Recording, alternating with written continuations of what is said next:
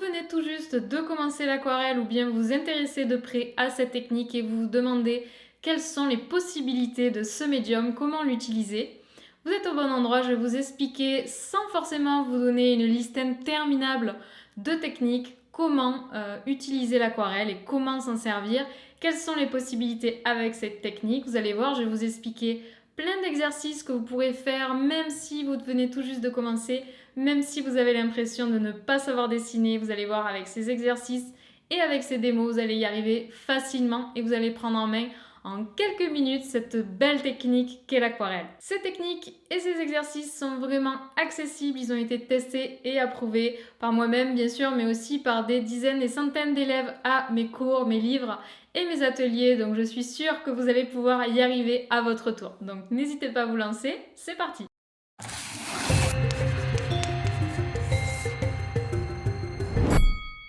La première technique, c'est tout simplement de bien comprendre le matériel à l'aquarelle.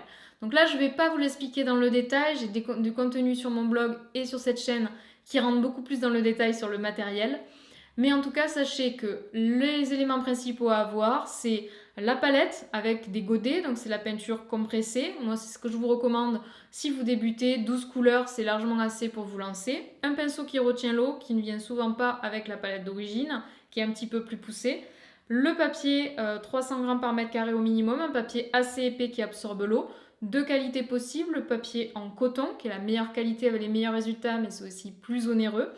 Et le papier en cellulose qui est un peu moins cher, mais voilà, qui a un peu des moins bons résultats, mais que je vous invite à quand même acheter quand vous débutez parce que vous allez plus vous lâcher sur ce genre de papier. Et si c'est pas écrit coton, c'est que c'est en cellulose la plupart du temps. Ensuite, il vous faudra juste un chiffon en tissu et un bocal d'eau, tout simplement. Donc, encore une fois, plus d'informations, allez voir dans la barre d'infos. La deuxième technique, c'est le dosage de l'eau. Alors, c'est vraiment très important d'apprendre à doser l'eau, c'est la base à l'aquarelle. Donc, au plus vous allez mettre d'eau, au plus la couleur sera claire.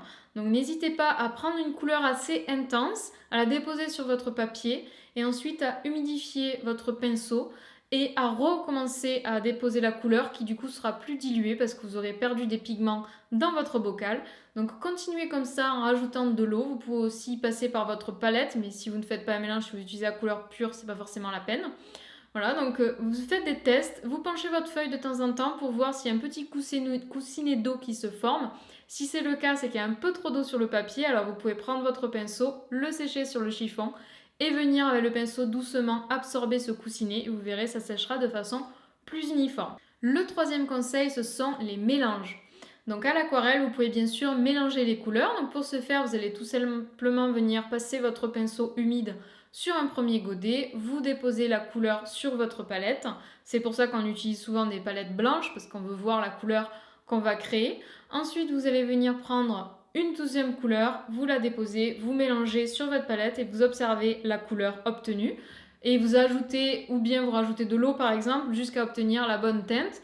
Et vous faites des tests sur votre feuille pour vous habituer. Donc n'hésitez pas à vraiment prendre le temps d'explorer. N'essayez pas de reproduire des recettes en mode je passe vraiment beaucoup sur tel pigment, je prends tel autre pigment. Faites à votre façon. Vous allez forcément avoir des couleurs différentes que les gens que vous suivez, les gens que vous admirez. Vous n'allez pas avoir les mêmes palettes qu'eux.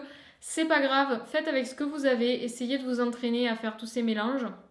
Et vous allez voir, vous allez rapidement maîtriser votre palette, comprendre les couleurs qui sont les plus pigmentées, les plus chargées en pigments, les autres qui sont un peu plus faibles en pigments. Vous allez voir, voilà, il faudra peut-être passer un peu plus sur d'autres couleurs, etc.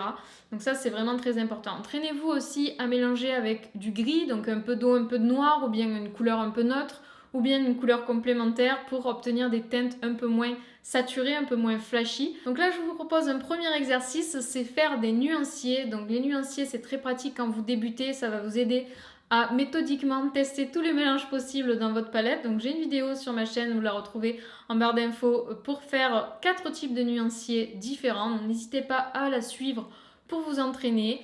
Après, bien sûr, n'hésitez pas à vous séparer aussi de vos nuanciers. Ne pensez pas qu'il faut à chaque fois que vous voulez faire une couleur, aller vérifier la couleur sur le nuancier. C'est juste en fait pour vous entraîner, pour vous échauffer et pour vous familiariser tout simplement avec votre palette.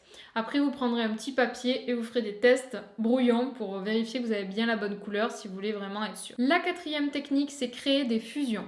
Alors à l'aquarelle, en fait, on travaille avec l'eau et donc en fait, alors que les zones sont encore humides, on peut les faire toucher. Et les pigments d'une zone peuvent passer dans l'autre zone et du coup cette transmission de pigments d'un endroit à l'autre sur la feuille, ça crée de magnifiques fusions. C'est peut-être ça qui vous a attiré dans l'aquarelle si vous avez déjà essayé ou bien c'est peut-être ça qui vous fascine en regardant des vidéos. C'est vraiment ces magnifiques fusions de pigments qu'on peut obtenir. Donc je vous conseille de vous entraîner à justement créer ces fusions en mettant une marque sur votre papier tout simplement d'une couleur. Ensuite, de faire une marque qui touche la première avec une autre couleur et vous allez voir un dégradé va se former. Vous pouvez aussi faire un dégradé d'une première couleur vers une couleur transparente, donc juste de l'eau, vous rincez en plein votre pinceau et vous allez voir ce beau dégradé se former. N'hésitez pas à vous entraîner à faire plein de fusions avec différentes marques qui se touchent et voilà, et à voir quels sont les pigments qui fusionnent bien, quelles sont les couleurs qui se diffusent beaucoup et les couleurs qui se diffusent moins bien.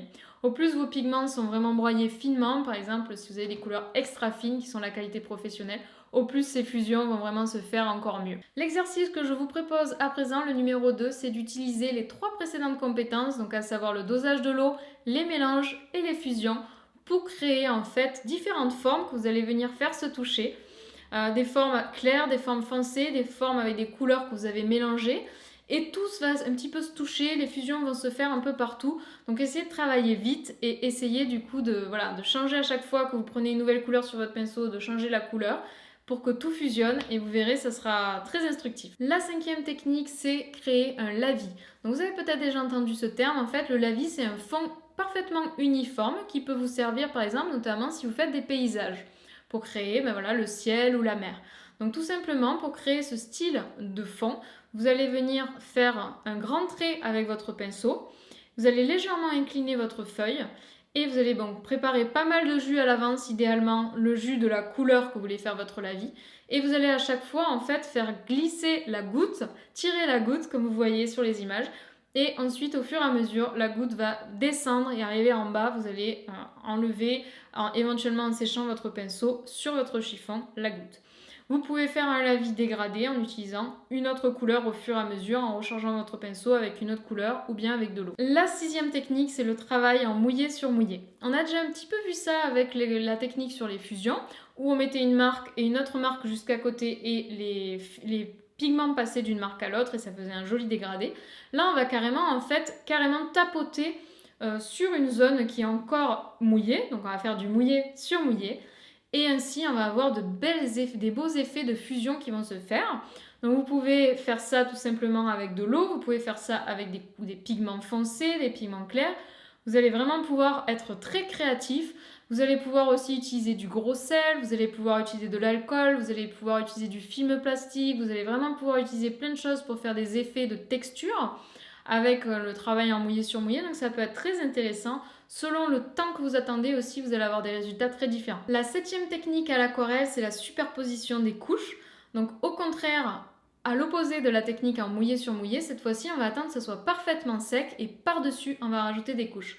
Alors vous pouvez faire ça vraiment sur des toutes petites zones pour ajouter des détails, ou vous pouvez faire ça carrément, ça peut être le sujet de votre création, rajouter couche sur couche. Alors je vous conseille de commencer par les couches les plus claires jusqu'aux couches les plus foncées. La technique numéro 8, c'est d'explorer la gestuelle. Comme j'ai pu vous le dire dans d'autres vidéos, c'est vraiment très important de relâcher votre poignet, de vraiment faire des gestes assez libres, des gestes courbes, des gestes fins, des gestes épais, etc. pour gagner en spontanéité. Donc entraînez-vous et explorez toutes les possibilités de votre pinceau, vous verrez. Même si votre pinceau vous paraît entre guillemets simple et classique, vous allez pouvoir faire de nombreuses formes avec, donc entraînez-vous bien.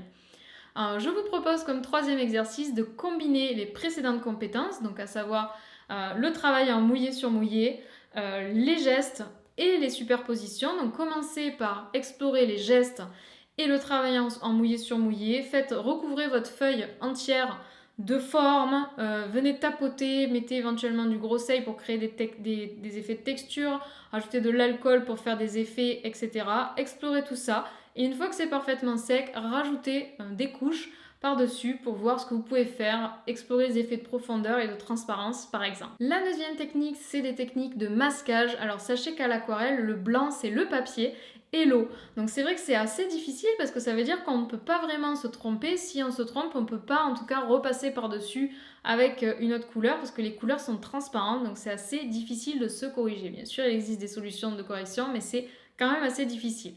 Donc pour masquer, parfois on a besoin en fait d'utiliser par exemple du fluide de masquage. On va mettre comme une gomme, comme du scotch liquide qui va masquer une zone qu'on veut garder blanche. On peut peindre ensuite par-dessus et une fois que c'est sec, on va venir gratter le fluide de masquage qui va s'en aller et qui va du coup dévoiler le papier et le blanc. Donc ça peut être une super technique à explorer, ça peut faire des effets très graphiques.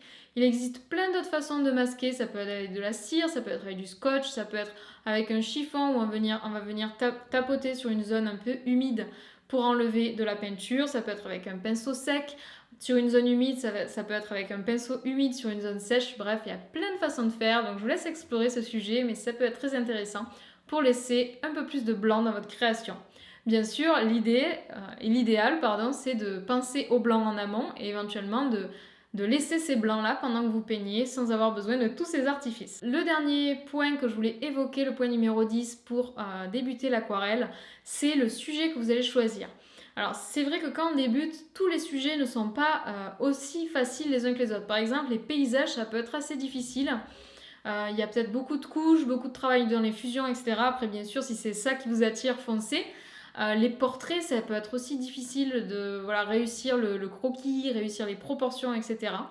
C'est vrai que si vous débutez tout juste et que vous n'êtes pas encore à l'aise, moi je vous conseillerais de faire des sujets abstraits, des formes géométriques. Vous allez pouvoir voir sur mon tableau Pinterest plein d'idées de tableaux un peu avec des formes géométriques qui pourraient vous aider du coup à prendre confiance.